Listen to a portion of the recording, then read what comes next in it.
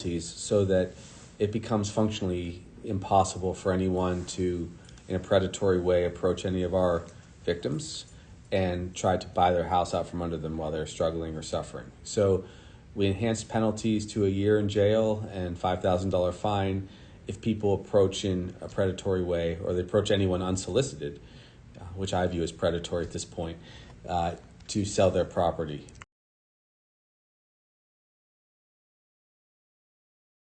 Let me give a caveat. If I'm an individual that wants to sell and decides they're going to reach out, that doesn't stop them from having that discussion.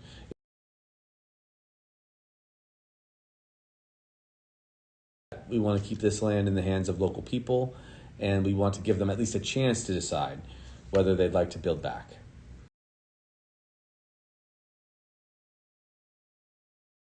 So if someone swooped in, say, and bought 15 lots because they hope to build a mega house on the beach, they made a big mistake, because when we find out that they took advantage of somebody, there's not going to be approvals for them.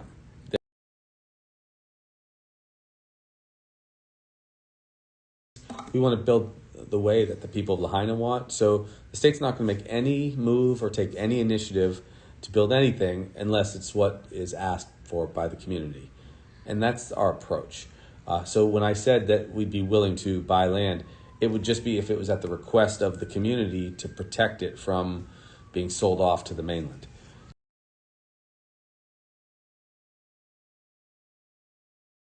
The moment I say that, a number of people are going to jump to the conclusion that the state is trying to grab land. It's not the case. That would be just to be in holding for the community if they chose to have a broader plan for Lahaina.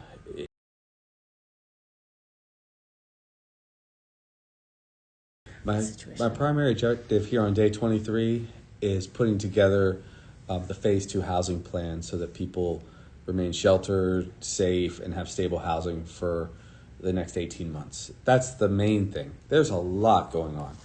On the recovery side, of course, we now feel that probably those lost lives that we could have found have been found, or they won't be further. And then we're going to have to start healing the land, getting toxins out of the dirt, and having the debris cleanup. I mean, there are probably 100 things we're doing, but getting people some sustenance and resources and housing, that's number one.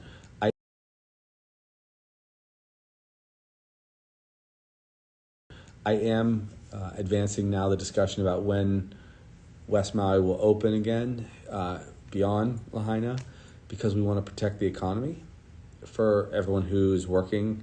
For all those of the 12,000, we lost 115 lives.